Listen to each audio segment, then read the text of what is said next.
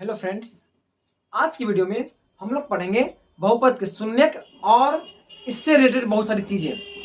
इसके बहुपद के चैप्टर में हम लोग इससे पहले पढ़े थे बहुपद के प्रकार को, लेकिन इस वीडियो में हम लोग देखेंगे बहुपद के शून्यक को। तो बहुपद के शून्यक को हम लोग जानेंगे। बहुपद के शून्यक तो क्या होता है शून्यक? पहले बात तो ये समझना होगा ना, शून्यक क्या होता है। तो क्या होता है? वह संख्या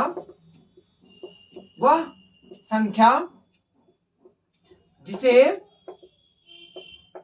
बहुपद में रखने पर बहुपद का मान क्या हो जाए? शून्य हो जाए। बहुपद का मान शून्य हो जाए उसे क्या बोलते हैं? उस संख्या को बहुपद का शून्यक कहते हैं। क्या कहते हैं? शून्यक कहते हैं। अब समझना है कि जैसे मान लीजिए x + 5 है, यह एक घातीय बहुपद है, रैखिक बहुपद है। यहां पे हमको देखना होगा कि देखिए x का क्या मान रखें, ताकि पूरा ये जीरो हो जाए, क्या हो जाए? ये जीरो हो जाए। तो देखिए तो आप यहाँ पे x का मान अगर -5 रखें, x के जगह पर अगर -5 रखें तो क्या इसको सॉल्व करने पर जीरो आता है? तो यहाँ क्या है? -5 क्या है? बहुपद का शून्यक। तो बहुपद का शून्यक क्या होता है? वह संख्या जिसे बहुपद में रखने पर बहुपद का मान जीरो हो जाए, उस संख्या को बहुपद का शून्यक कहते हैं।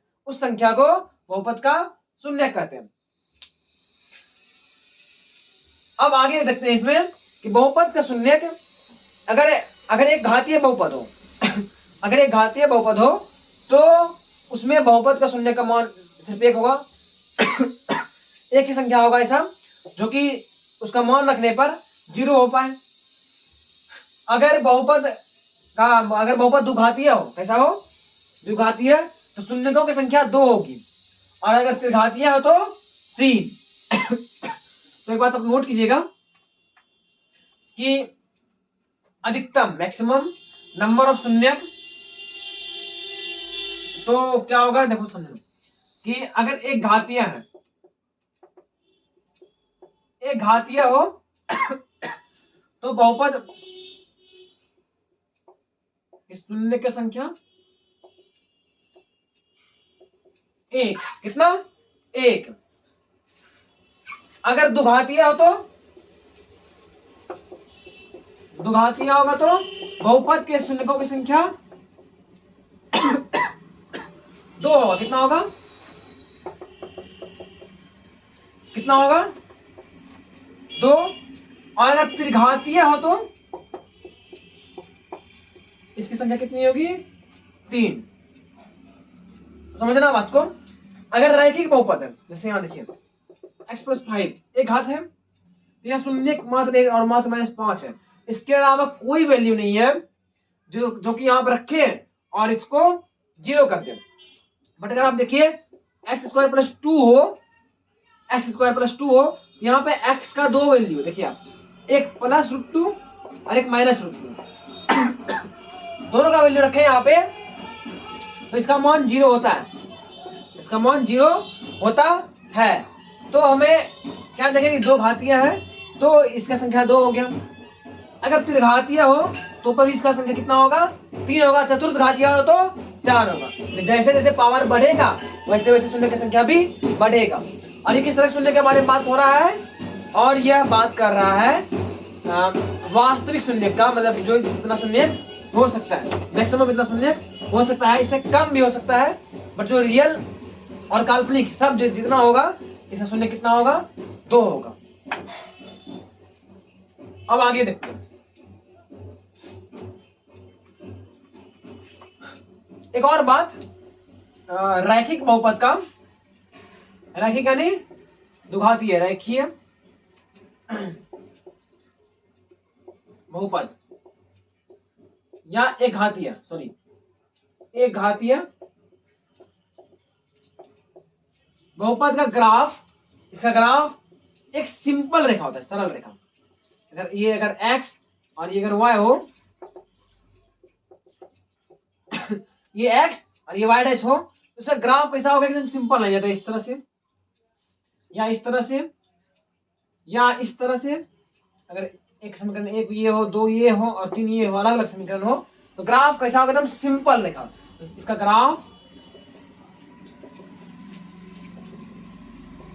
एक सरल रेखा होता है। एक रेखीय बहुपद का ग्राफ एक सरल रेखा होता है। कैसा होता है? सरल रेखा होता है। अब आगे देखेंगे कि द्विघातीय बहुपद का ग्राफ कैसा होगा। द्विघातीय बहुपद का ग्राफ कैसा होता है? परवलयकार। कैसा होता है? परवलयकार। दिखते हैं ऐसा कुछ इस प्रकार, इस तरह से या इस तरह से या इस तरह से। इस शेप को क्या बोलते हैं? परवलय। क्या बोलते हैं? परवलय। द्विघातीय बहुपद का ग्राफ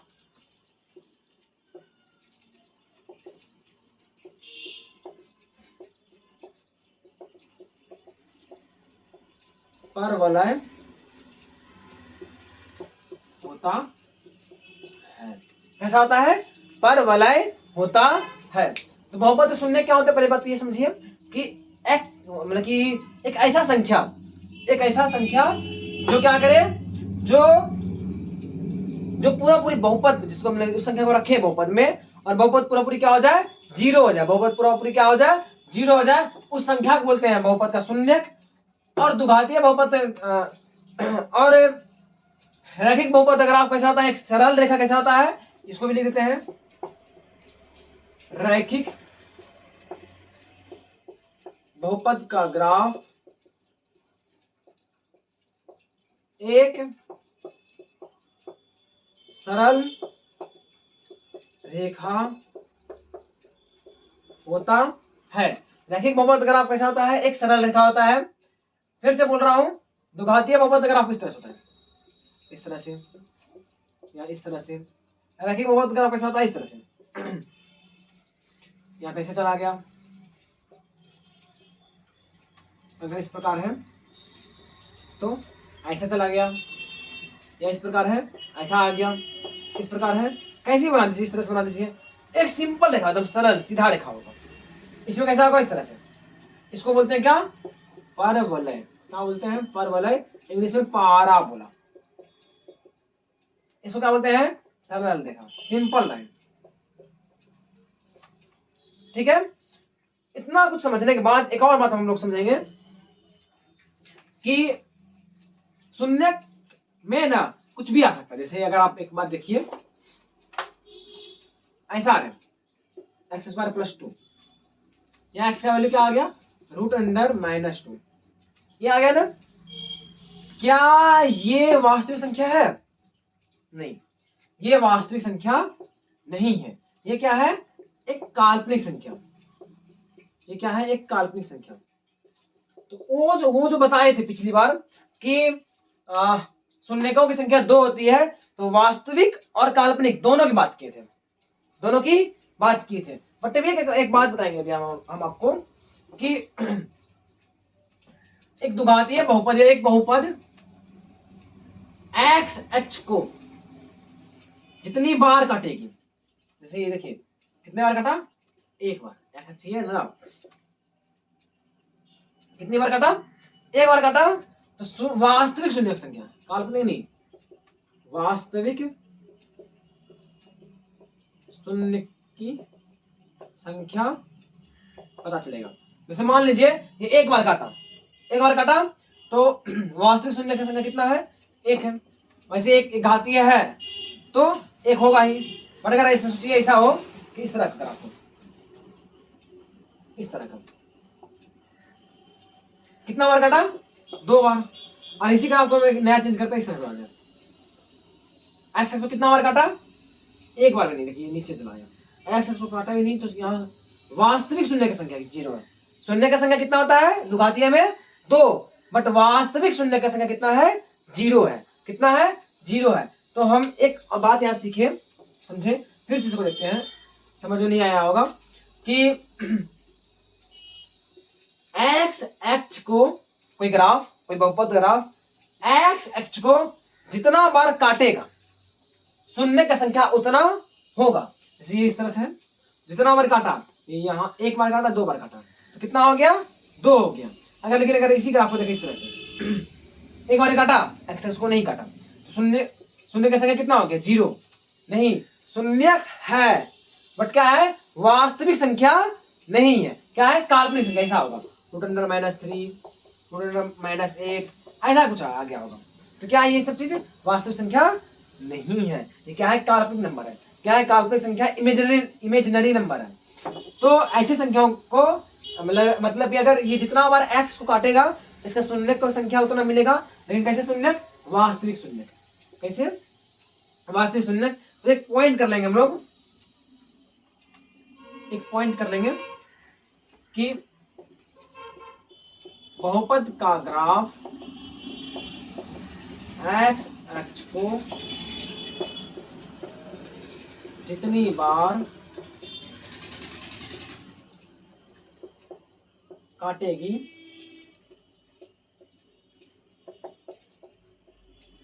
शून्यकों की संख्या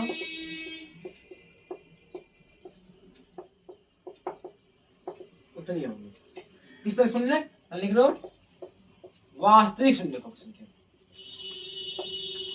वास्तविक शून्यकों की संख्या उतनी होगी। जैसे अगर एग्जांपल देखें, कितना हो गया? 1, कितना है? 0, तो 1 2 3, कितना है? 3।